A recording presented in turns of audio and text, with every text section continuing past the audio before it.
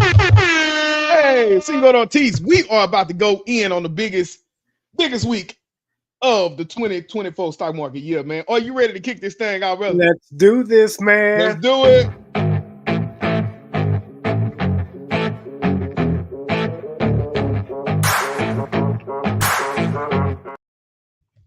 Hey. What to do, KTTV? This is KT, and I'm coming at you live with another episode of the Administrators Podcast. This is KT, and I am with my co-host, JoJo, baby. Hey, what to do, KT? Look, man, we are in the building. Man, we got a big week coming up, man. Jam-packed episode this week. Gosh, we got a lot of information coming out. Presidential election tomorrow. We got FOMC still happening. And on top of all that, we still got earnings just like Palantir crushed it tonight, baby.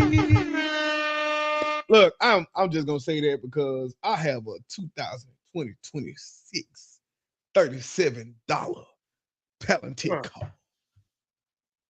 I'm just saying. I'm just saying, man. Bang, bang. Hey, look, man. How you doing tonight, brother? Man, I'm good, feels like I was starting to get a little bit sick this weekend. Right now, Man. pushing on through with this job, Hey, but man, look, man. and I'm excited about, what I'm really excited is that we're off tomorrow, get a little break, Woo. and then we can collect ourselves, go back to work. Yeah. But with tomorrow's day off comes the election. And I think we've been hyping everything up to this point. God bless America, whatever happens tomorrow. I hope either one of them have what's in our best interest. But Hey, the market will react one way or another. And I think that, I just want that moment to come and be over with so we can ride on out of this 2024 and see if we get that Santa rally till the end of the year. I need that Santa rally, man. I got my head buzzed to the white meat today, baby. So look, man, I agree with you, man. Everything has been good. Really being able to do more. We started the engaged coaching sessions. So that's keeping me a little busy on top of my toes. On top of just simply, man, we don't have specialists. So look, man, today I created an agenda for a PLC that I'm leading with the science teachers. The thing is, though, it's not like it's one grade level science teacher. It's not like it's one subject science teacher. They all so, man. Of course, we're doing like skill sets. Because a lot of them new or associates, but man, that's just an added layer on top when you're really trying to get it in. So it's real out here in these streets, brother. And the thing is, ready or not, here it comes. Yeah. So I agree, man. Just really waiting to get this election over with tomorrow. Let's see what do we have. And that's what we'll talk a little bit about in our news tonight. Just looking since I think they data tracked all the way back to 1980. Just looking at what happens a week, a month, and by the close of the year post an election. So, man, we'll get into a little bit of that tonight, man. Any good things happening in the market for you over the last week since last time we touched? I think your consistent ones. We're at that point where you'll see tonight talking about the same ones, but we for different reasons. Now we've been up, down. So now it's just you got to ride the momentum, especially if you have enough long term to where you can ride out and cash some out. You always want to be on the lookout for that. But I took some calls that were short term, got rid of a few, got burned on a couple, but I cashed out some earlier last week. Still holding on to a few for the 15th of November. But other than that, man, it's January and June. Those are all my calls. January and June, man. Yeah, I was looking at I did grab a little quick spy, man. But other than that, man, I got a lot of money. I got one call. The rest in this my risky account is all cash, man.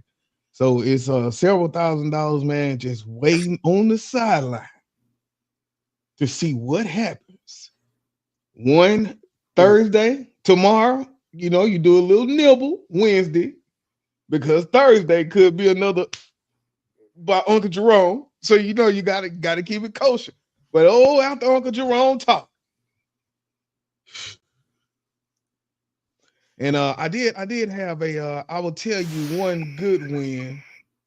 And that boy say convert lead, or say it's a great man right there. Hey, hey man, but the biggest thing is the other the other week I was able to hold on to a $200 26 Amazon call that I bought when it was way long time ago, man. So once they hit earnings, I think they went up about $11, $12 that day. They got right up to 199. And so I seen a little weakness. I had the stop loss set and it closed it out. And luckily, they came down about $5 since then, right? Because I knew because of how we always talking and setting up $200 is a psychological number. I seen that it did not break through. Get out of there.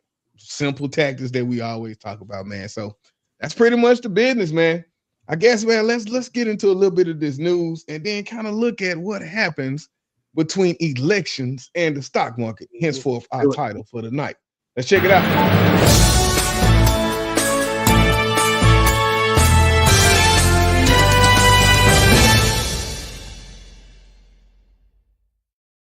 Right, let me take this off and now I will share this screen. So, all right.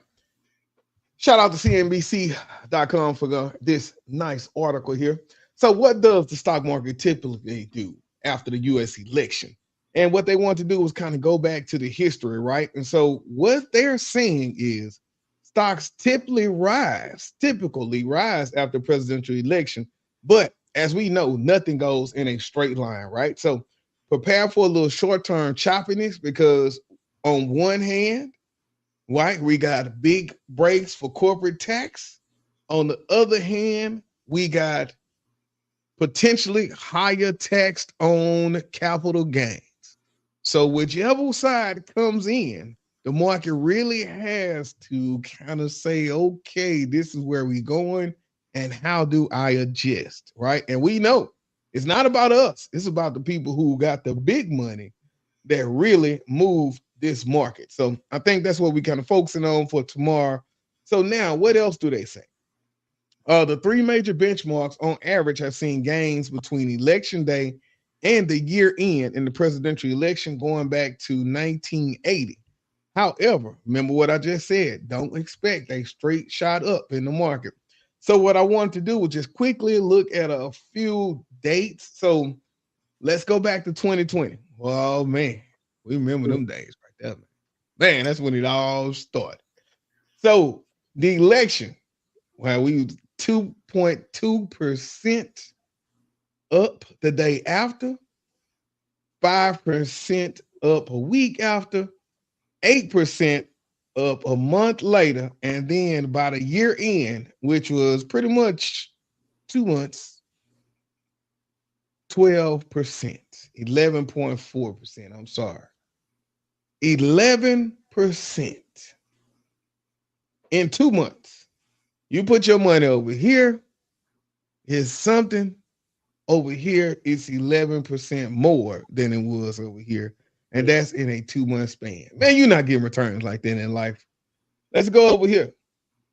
The market for 2016, 1% after, 1.9% the week after, 4.9% a month later, with a close of 4.6% overall. But now let's go back and look now because all of our information is not up. This was 2008, and we remember the crash of 2008. Remember the home sales, remember all those problems that were happening. Market was a negative 5% the day after, a negative 10% a week after, a negative 15% a month later.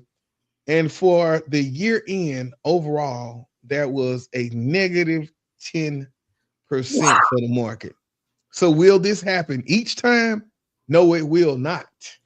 But if we want to go over data and we want to say what usually happens, the average is negative 30, negative 84. I mean, negative 0.30, negative 0.84. But after a month, we are back in the green. And this negative is now a 1.54%, right? So 1% is not bad. 1% is still profit. 1% of a lot is still a lot. Yeah. Okay. Our median 0.66%, 0.31%. But after 1 month, we are 2.3%.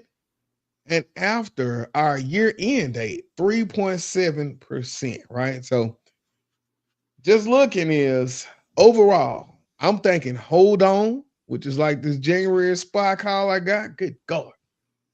Just hold on, people, and we will see what happens on the other side.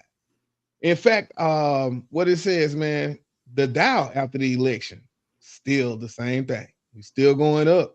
The NASDAQ after the election, which is what we really are counting on because that's where our Mag 7 is, Yep. which is our market movers. We want to see another 15% run by them, 3% run by them, 9%. 2008 was just terrible for everything. We not going to even go back to that. But this is what I'm talking about. The year I was born, people was coming up after the election 6% and then 4% overall total. Man, what you think about them numbers, Jose? I think, hey, those that numbers don't lie when it comes to the data that you're chasing. And I think that you got a little bit of optimism uh, with those numbers going, for a good close Yeah. to the year. But interesting. I just want to make sure that everybody heard what you said earlier. You have cash on the sidelines, Yes, you know, sir. getting ready, because even if we do, so have some sort of a, uptrend till the end of year, in the event and when those events happen that are choppy, it's good to have cash to buy stuff that you can carry you Yep. through. Because if you put a little bit of money in toward the end, and then you turn that 8%, 10%, that's still a nice little gain end of year. If you choose to play, the end of year, Santa rally, whatever you want to call it, I Mm-hmm. think it's good to have that cash now, or you can have positions now that you've stocked up, getting ready for the end of the year. What you don't want to do though is anything that's been relatively high. Uh, you really don't want to start adding those positions unless they completely drop and you're playing them short term. Yeah. Yeah. You're looking at your money makers that have gone up consistently over the past month or two. Um, you might want, if you're not going to be holding on long term, and I'll go over a little bit of that. What I mean when I look at, of course, the same stocks we've been looking at when I talk about that map, that chart. But Yep. I think that if you're going to play the end of the year rally, you've got some good opportunities. But I think it's king when you have cash, because you never know what could happen at any given moment in the market. Yeah. Either way, I'm telling you, man. I know one of my accounts, if it drops, I just gotta bite it. I yeah, just gotta take it, man. I got no extra cash in there, bro. And so I'm just like, man, whatever happens with this one. But for me, I'm thankful that you finally get the hang and you learn. Because I remember when Palantir went up to 45, maybe. I think I seen some weakness at that point when it couldn't get through 45. So I took the profit from that last one. I waited for it to get all the way back down to 40, which is how I ended up with this 37. And now we're just on another rinse and repeat, man. Like you say, man, the same stocks. You over time you get to learn them. I look at my boy Sean. Man, he kills IWM every day, man. That's pretty much the only place he making his money, man. Just IWM every day. So it's not like going out and just looking at this whole list. For me, I do go through my list a little bit more because I'm looking at what's at the 4 hour that is testing. So like today, I'll show you one that's at the 4 hour for me. That is a pretty big level. So as we go through the stocks, man, but really that's it, man. I think what we'll do, let's take a quick break.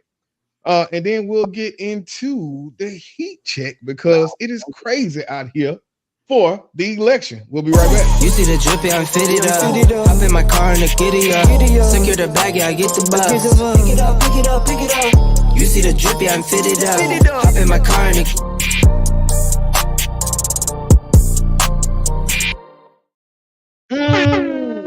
Welcome back to the Administrators Podcast. This is KT with my co-host JoJo, baby. Hey man, y'all got a bad with y'all got a bad with JoJo tonight, man. But say you're a little under the weather, man. Shake it off, dude. I got the castor oil over here. Anytime, bro. All you gotta do is call me, man. We passing our castor oil and Dr. Tishman antiseptic. On site.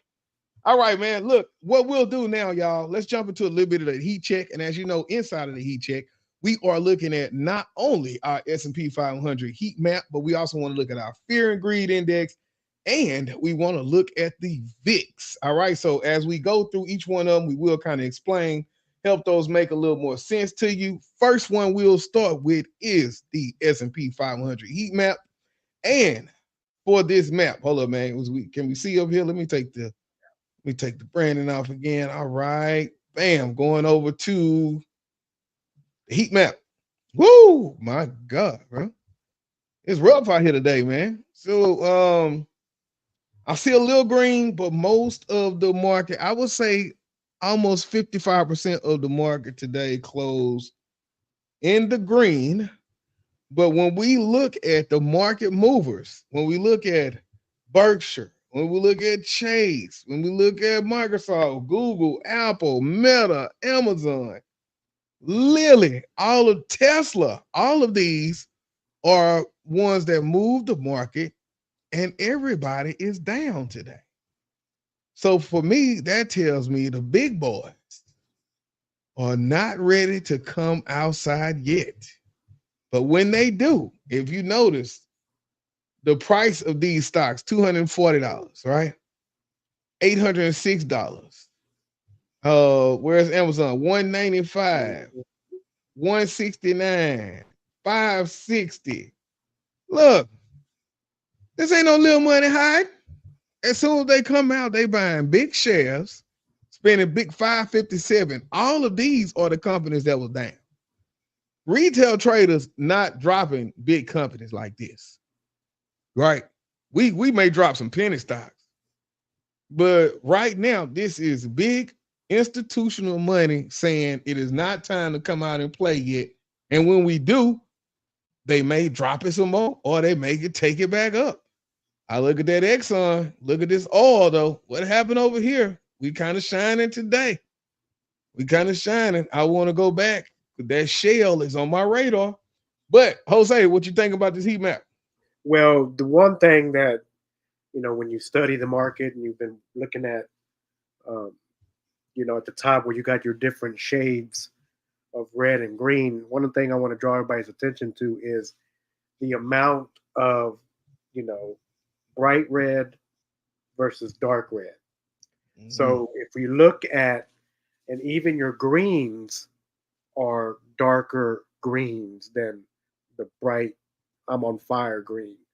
So that tells me that we are pretty much at a choppy standstill where we're, maybe a couple of days ago we were bright red because we were dropping, but now I think we're steady, we're choppy, we're holding on to the minimal losses for the stocks. Nothing is down too much at the moment because I really think we are lowering ourselves gradually for a uptick that will happen, this week. If all else fails this week. So and then I think it's a reflection when you go into the fear and greed after this that it's kind of on point with the way this looks right now with your grays, your light reds, your dark reds. We haven't, today in particular wasn't as bloody as it was last week, which to me tells me we're still going down, but we're kind of finding, so to speak, quote unquote, our bottom. Maybe this is the bottom or maybe tomorrow we tick down a little bit more, or this could be setting up for a huge breakdown tomorrow, which could Yeah. then set us up for a huge breakout this week. So, but I think Yeah. right now with the way that it's setting up, it looks favorable for something toward the upside this week. And so what I was looking at, I guess we can go over and kind of look at. Oh, dude, I was playing this at 124. I just realized it's 115, bro, and I did not keep my call. I mean, keep my put. My God, Kendrick. All right, here we go, right here, man. So let's take a look at SPY. I want to kind of take a look at SPY, but I can't get to my chart. Wait a minute, what's that? Wait a minute. Okay, now let's go over here and see if we can take a look at the S&P 500. As Jose said, we are still going down, and so what we want to see is, are we making? Whoa, y'all know how we get down up in here, but that thing there, bro. I got levels, man. Got levels, man. I wish you would. All right, so let's take a look at what we got here, y'all. So first thing we see is remember our blue line is our 60-day moving average. Our green line is our 20-day moving average. And our our yellow line is our 200-day exponential moving average. So as I look and they say, I'm noticing everything is below my EMAs. That automatically tells me downtrend. Am I looking to buy short term here? No, I am not. Right? So now it's telling me I got to get a little bit more surgical. But also, this is telling me, let's see if I can go back. Look at this gap right here. That means there was a lot of pressure. And so this was last week, October 31st. And so if you can see, we have not gotten over that same price since then. We came back, we tested it, but what happened? Rejection. We got some big buyers coming in right here. But then what happened? Rejection, right? Lower lows, lower lows, lower lows, lower lows, lower highs, lower lows. So the biggest thing is still in a downtrend, still looking like we having a little bit of selling pressure. In after hours, we had selling pressure. And so this is how our day look today. Oh my God, don't get that together. This is how they look today. Today, the range was pretty much 572 to 568. And what happened when we got down here around 567.98? If you bought your calls down here, you made a little break. Unfortunately for me, I thought 568.40 or somewhere up in here was our test spot. And then that thing got down here. I said, oh man, I was trading out the 1 minute. I said, oh yeah, it's over, baby. And next thing you know, got trapped in that thing, man. Got trapped in there, baby. It was ugly. So, man, I agree with you, man. We are starting to make we still making lower lows. That just tells me we could have more to go, man. More to go. All right, our next one. Let's look at our fear and greed. What we do, we may skip that VIX, and so we'll run this one, man. I'll let you kick this one off, Jose. So, what I was saying earlier about the fear and greed. So, if you see right now, definitely we are in the fear side. A week ago we were, also in the greed. So in the greed. And so when I looked at that and I looked at the market conditions for the past week, I definitely see us going a little bit more, to the fear side while we navigate through, this election and then this week. But, we were starting to get neutral, last week. And so we ended up closing today, at the fear. Remember what we were saying about, though, that greed is when it's time to start selling. Mm-hmm. Extreme greed, you better get rid of what you got if you're not playing anything super, super long term. So now we're getting ready to that buy zone, like we were talking about. So you have to remember, just because it's fear doesn't mean it's necessarily bad. Mm-hmm. Because eventually, if it's really, really good, it's going to get really, really bad, and if it's really, really bad, it'll get really, really good. So just remember that, unless somehow, some way, we have a tragedy and we have something that happens to spark, you know, fears and doubts of an economic recovery and an economic sound plan by either one of the candidates, I think then we start looking at an extreme fear and we stay there for a while. Because, with any change of head or no matter what happens, um, you know, something systematically could, hurt the economy, the economic system, the economic factors. You just never know. And if that does happen, like Kendrick said, man, you got to have that cash. Cash is king. Yeah. Because what you don't want to start to do is panic selling, and you don't want Yeah. to start panic buying either, Mm-hmm. because you never know. So I think that if we start getting to that point of extreme fear and we seem like everything looks like it's doom, I would gradually start buying. Because there could be a lot of people out there with a lot of chatter about whatever that may not necessarily be true. But I do also believe that, I don't think we're in those kind of dark times right now. I don't think so. You never know. But Yeah.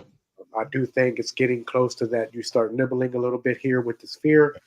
Um, my advice, Kendrick, is that, if you are going to open up positions in fear or extreme fear, that you start looking at leaps that are at Yeah. least March.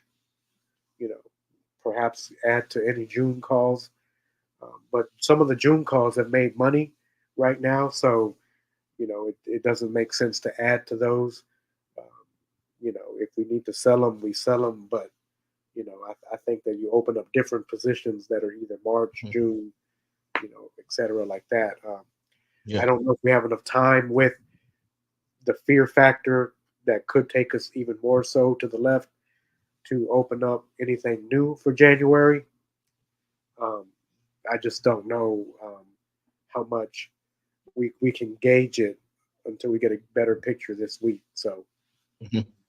Yeah, man. One thing I'll be looking at is so when you think about Kamala and you think about the taxes, right? Even if she has the craziest tax plan, it all still has to go through Congress. So on one hand, I'm kind of like, okay, let's play this out. Let's see what happening, because unless it's a landslide Democratic pull from everywhere, then it'll be a little work and it'll be some checks and balances on this. On the other hand, we got tariffs, right? And so the thing is, we don't have to get approval for tariffs. If Trump says China will pay and they want to tax everything, that could be the economic downturn problem that would definitely kind of send the market in a spiral, because you think about our chips, you think about so many pieces of technology, right? You think about Apple, you think about Nvidia, you think about Amazon, all of those pieces of getting things from outside the country to support their business. It's going to be very expensive, right? And so that is, a lot of analysts have said that is what is going to break the country if that happens. But my only worry, and the part that got me in fear, is there is no checks and balances on that. All right, he could just say tariffs in his own, and so we have to figure that. But that is why we don't anticipate. We get confirmation, and we react to what's happening as we see things happening in real time. The most times I got my head bust is either I did not set a stop loss or I anticipated what it was going to be versus wait for confirmation.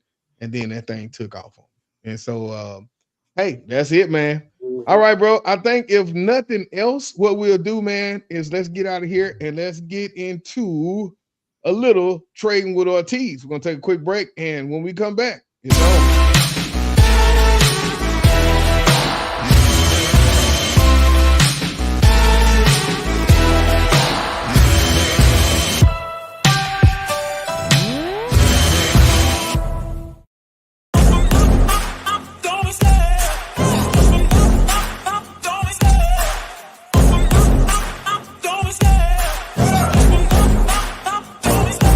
I love the chase and the hunt, and I set the pace when Hey, we are back. Another episode of the AdminisTraders Podcast. This is KT and your co-host. Jojo, baby. Hey, that boy's in the building, man. So, Ortiz, man, we're about to do a little trading with Ortiz. What do you have for us this week, brother? All right. So, two of my favorites, of course, but I want you to see something moving forward. There was one of these that we had talked about, but I didn't show you the chart, so to speak, but we did talk about it.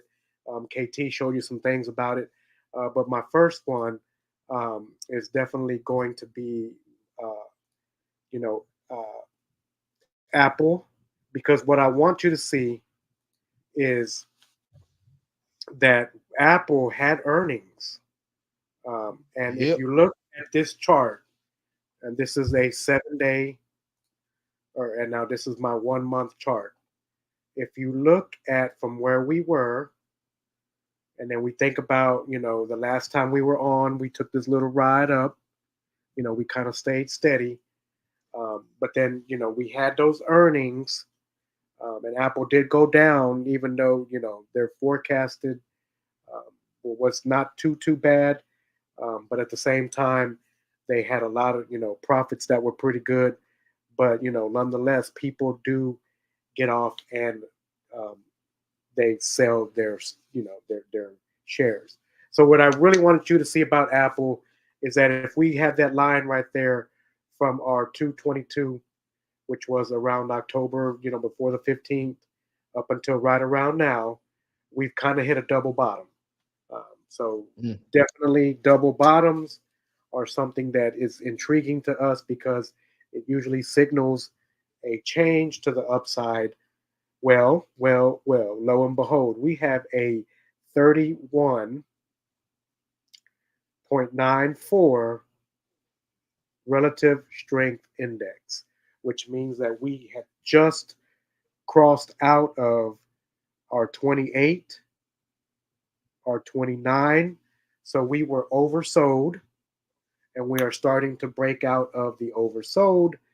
But one more, like Kendrick likes to call them, confirmations. We have our, MACD with our, 26-day, 200-day.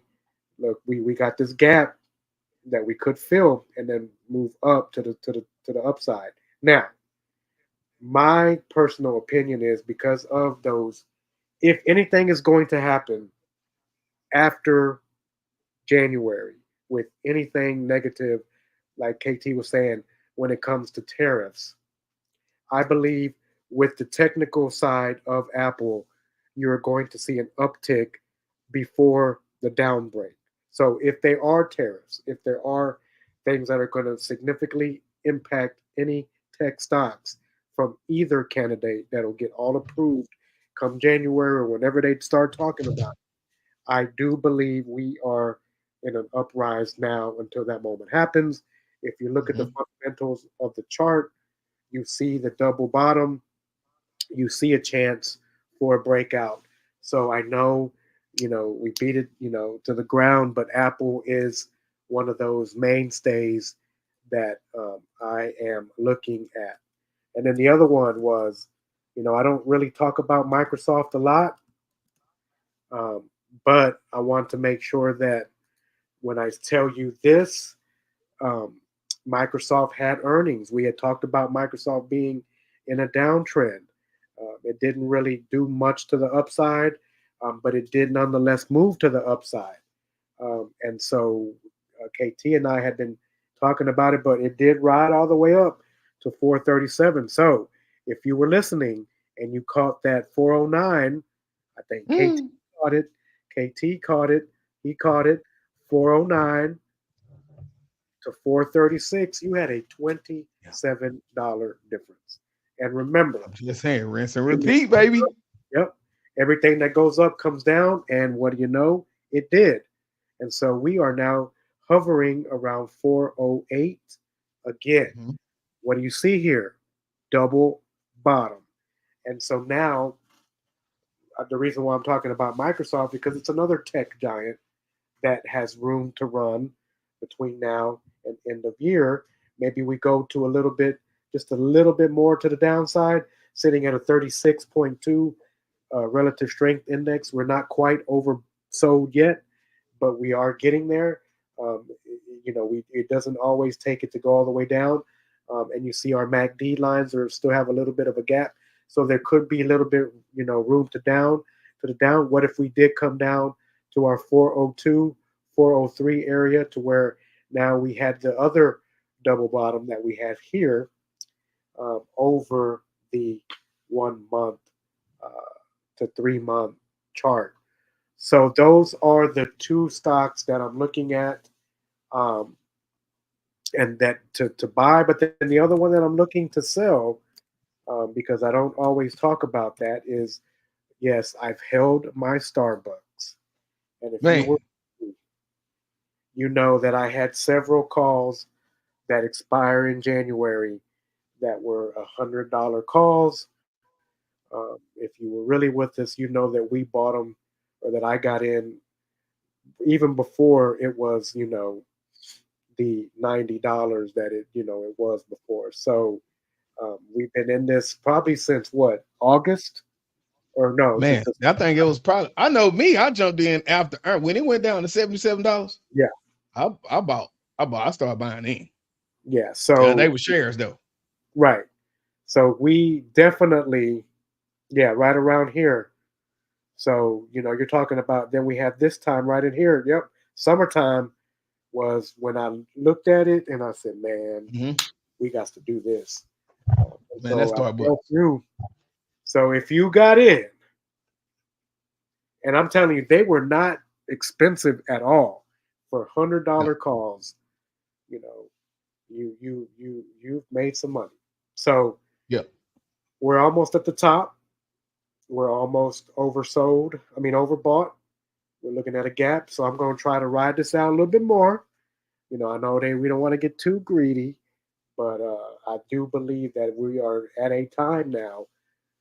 Now remember, let's get one thing straight. If you've had multiple shares, multiple calls, multiple puts, and you make money, it is always in your best interest to cut a few loose. Always trim, always take profit, and between this ride through here, of course we sold some, and we kept some. So now I'm down to like 3 or 4 that I still own out of the original 10. So think about it that way, where you want to be able to sell and make your money that you've made, and still be able to get back in it and relax at a later date, y'all. So you have to, when something is inexpensive to buy and you think that it's a very good company at $71, realistically, you have an opportunity for a at least a 10 or 15, 20% increase over the course of July through the end of year, with earnings in between. That is why I made the call to go, because not too long ago, Starbucks was sitting at a pretty 115. So you have to think about it realistically. What could you make? A lot of people think about 10%, 15% over time. And so if you do it that way, you're looking at, I'm talking about, you're paying $30 to $40 for calls for the stock to move $20 in 6 months. That's when you find opportunities like that, you have to take them. That's what we did. You gotta take it. You gotta tell you got. Look, I'm telling you, I got some right now. I'm just look. You wouldn't believe how many plug shares I got. I just been waiting. Like just to say one day it's gonna all. Oh yeah. Don't get me wrong. Plug had a good day today. They did have a good day today, but I'm just saying, like, just wow. You just gotta when you see it down like that, you say, okay, they got earnings in 3 days. Man, all I need is $3. You can give me $4. Oh my God, if I get $4, it's over. Yeah. Nah, man. Now what if they go back to 70? Woo. All right, man. That will do it for Trade with Ortiz. So just to recap, we're looking at a little Apple because we're saying that they are at a 31 RSI, which means they just came from relatively oversold. We still got a little bit more down pressure, but we could make our way back up. Yes. Especially our long term. And then you said Starbucks has been holding on to those 90s. I don't remember the RSI, but did you say it looked like it could go down, or are you about to sell because you think I'm it's about going to sell down? based on that RSI. Yeah. Okay, so the RSI on that one was high. Yeah, we're getting. Okay. Well, we're still not at 50 yet, but Okay. we're getting to the point where we can be comfortable selling. Okay, there it is, man. And nobody ever went broke. Take your profits. All right, y'all. What we'll do, man, we might wrap this thing up a little earlier than usual tonight. But that's all right. There ain't nothing wrong with it. So what we'll do, let's take a quick break and we will do a little platform probing. We'll be right back.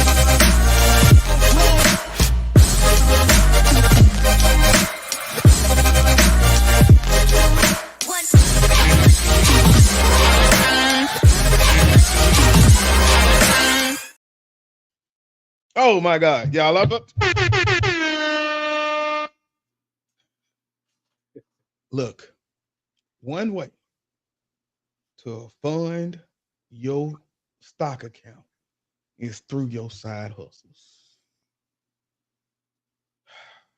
This week, I was fortunate enough to make almost 1,100 off of the side hustles.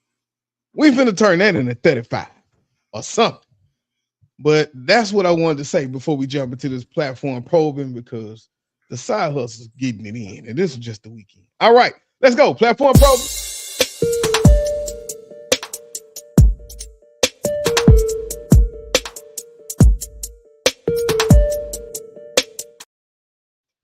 All right, in tonight's platform probing, I wanted to pull up one of our fan favorites. We going to some old school Coca-Cola.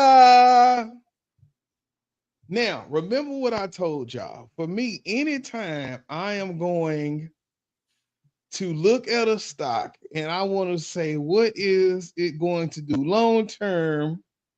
I'm always going to go play off the 4 hour, right? So I look at this on the 4 hour. I came over here. I looked at this on the 4 hour. You see, it's still a little bit up under that thing. It ain't ready yet. But let's go back to what was that? Let's go back to Coke. I digress. So I have been watching Coke for a little while, and what helped me play on this one was patience. Patience. As we go over to Coke, one, we know that Coke is a good company. They recently just reported their earnings, so we got 106 days before then, and we get to look and see what's happening right here, February 25th. So from the Q2, which was in July, to now October, we did lose a little bit in earnings, right? Henceforth, we got this nice sell-off. And so this sell-off started October 17th, and here we are, November 4th, back at our test spot. So the reason I say the test spot is because I drew my line over here and look at how many times in this 4 hour that we danced inside this chart, right? We came here, we pushed through. So now here, this line is resistance, but what happened? We bust through. And now if you look, this line now is resting. The stocks or the candles are resting on it, which means now that line is support. So we got support, we got support. We failed, but we had an EMA to pick us up. So that means it's still support, and then we went on a ride right here. But we seen the ride building up right here. So what is the boy saying? We got that same ride getting ready to build up over here. So the thing is, what I do, because I wait and I try to become patient for my calls when I'm going long term, now my stop loss is set about right here, right? So if this comes down and it closes and I have a full candle, that means it has broke the line. And do you see this candle right here? This is a full candle close under my support line. If this full candle closes under here, that is my notification to sell my stock. So the way this works out is a lot of the times I get busy and I don't look. Next thing you know, I'm way down. Stop loss not set. I'm slaughtered myself. But I got it for a long time. So that's usually how it goes. But on this one, I am really watching because I know that there's a lot going on.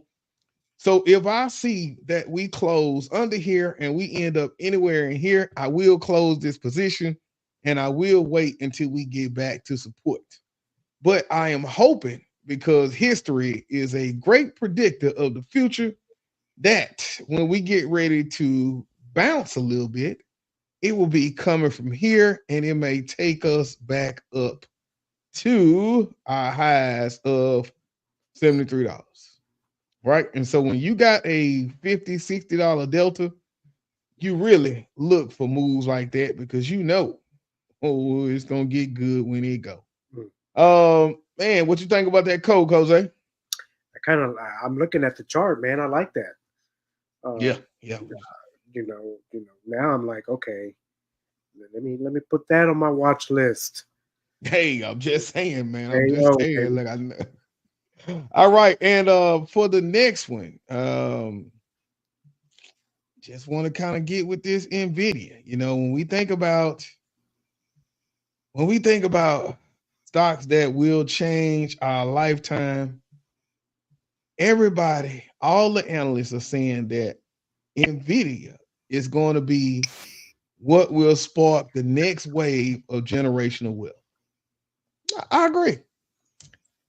Everything we've seen now has to have chips. I don't even care if you almost got a fan cooling off your office. It got some kind of chip in it. Cars have to have chips. Everything must have chips. And so we want to always look at who is the leader in the industry, who is going to take us. And so right now, we said NVIDIA is that person. We are looking at this stock, and I want to bring it to you because if you look, we are no longer resting on our 20-day EMA. We have dropped below, and right here today, we closed below. So now I want to see what is about to happen. Today, I was able to get it in there. I had two calls, matter of fact, because I doubled down on them. So I was able to get in, make a few hundred, boom, get out of there. But right now, what I'm waiting to see is I want us to either get back to here, because if you can look on this line, we were supported and then we took back off, or I want us to get down to here and I'll be able to make a decision at 132, right? Because that's pretty much where I bought my last call. I think like when we got down here, I was able to kind of ride that thing on up. But lo and behold, what happened? And we are back down. Very, very volatile right now. But see, everybody is afraid, right? Wish you could have got to the VIX and you would have seen how crazy it was. All right, now this is the last one before I get ready to close this down. Our Palantir. Okay, so now when we talk about when do I want to get in, remember what I told y'all. I waited for Palantir, I jumped in, and then when it got up here, I rode it all the way up here from like 30 something. I had that call for a while because I thought 2026. But this is what made me say, okay, I have wrote it up. I don't think you got a lot of profit left. Let me get out because I've seen right here, this is telling me we got some problems.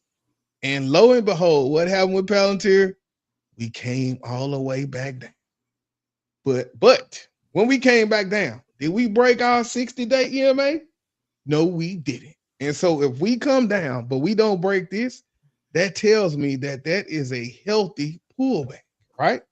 It tells me all we're doing is gaining and gearing up for our next leg up.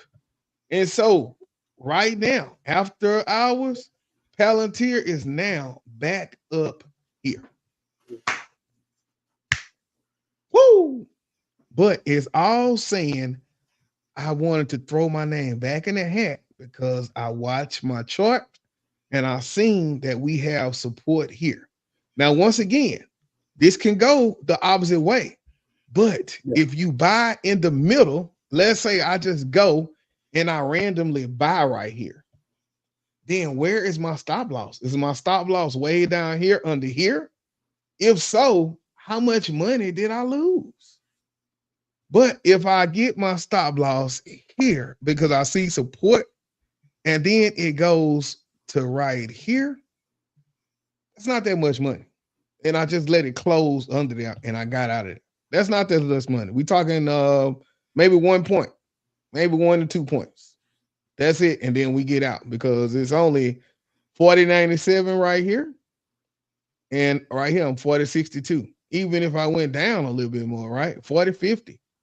Because I'm trying to see what happens with inside of that little small window that I'm giving myself before my stop loss hits. Because I bought right here. And I know if this breaks, then we got room to come down to our 200, which is down here. We can go all the way back 34, 33 if we just get nasty with it, right? Especially 35.89 because that was our previous resistance or support. So all I'm saying from the platform proven is I preach this all the time. Take a look at what your 4 hour is doing. Because remember, if it finds support on your larger time frames, that is only telling your smaller time frames to push up. So that's usually what's going to happen. So pay attention to these. This gives you a place to set your stop loss, but you got to be patient. So that is a prime example of when we would shoot our shot, so to say. But when we come over to AMD, we can't shoot our shot right here, y'all.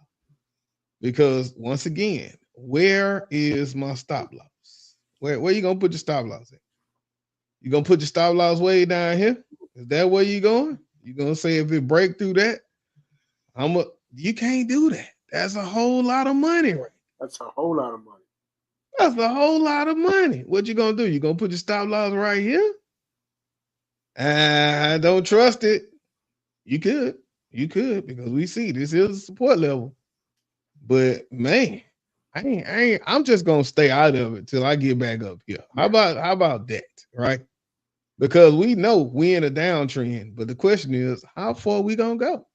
If anything, I'm gonna get in once I see support here, or I'm just gonna be patient and see if we're gonna get back down here. Even if we don't, brother could dream. Or even if you do go right here, which we see that could be a point for a bounce. Now you got a place to get your stop loss, but don't just buy on those freestyle places. Wait until you find a support. That is when you go in for your calls. Now, for one, I've been waiting on this right here to get under $600. So you best believe I'm already done picked up a few shares of this, man.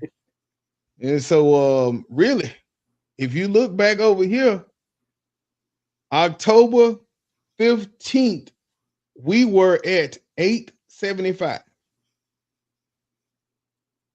November 4th, we are at 671. Nothing too much changed with this company. If you look, earnings was up. but it was so much going on with Taiwan, semiconductor, a whole bunch of things that just made this company go down. But it ain't over. Analyst ratings still say buy. The 1 year price target for this stock is 923. Why wouldn't I pick it up at this price right here? Now, am I doing calls? No, I'm doing straight shares. But I know that this has the potential to get back up to 800s. Pay attention, people. All right. Man, I think that'll do it for us tonight, man. Overall, watch that Coke, people. Just seeing what's going to happen next with it.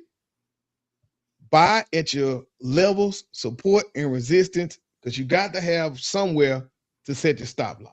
I'm not just going to wait till this goes up here, and then that's when I'm gonna put a stop loss. I'm gonna buy it way up here and then put a stop loss. You can't do that. You're gonna get yourself hurt. Flat out, people, you're gonna get yourself hurt. Next thing, this the last one, man. I promise. We got SQQQ, I'm sorry, right here on a major support level. Anything happen in this market tomorrow, QQQ may take it on up out of here. I'm hoping not, but just in case, you got to be ready. This is short term. Get in there, get you some. Man, I think that's gonna do it for Platform Probing, y'all. Oh, gosh, my God. All right, man. That is pretty much it for Platform Probing. I think that'll do it for the night, Jose. We got 56 minutes. Man, what you got to close us out, man? Any closing word? Stay tuned tomorrow for the election. Look, man, I hope y'all went out and voted. If you have not, God bless you tomorrow with those lines. We got a little rain coming. I hope that does not deter the people from getting out. Please make sure that you go out and vote. Also, make sure that you are looking later this week. We have interest rate decisions on Thursday. Right now, we're looking maybe 25 more basis points. So we could have some momentum movers this week too. So if you got cash, this is your chance to double up if you do it right. So make sure you pay attention. I think that'll do it, brother. It's time to land this plane, man. Big shouts out to everybody who tuned in, share, subscribe. As we get out of here, this is KT with my co-host JoJo, baby. Hey, this is KTTV. We'll see y'all next week. This is Darnell with Broadcast Houston. This is Dr. Tamara Beckford. Hey, this is Candace. This is London Underwood. This is Kirsten Bass with Inner City Greens, and you're watching. Y'all are now tuned in to KTTV. KTTV. KTTV. KT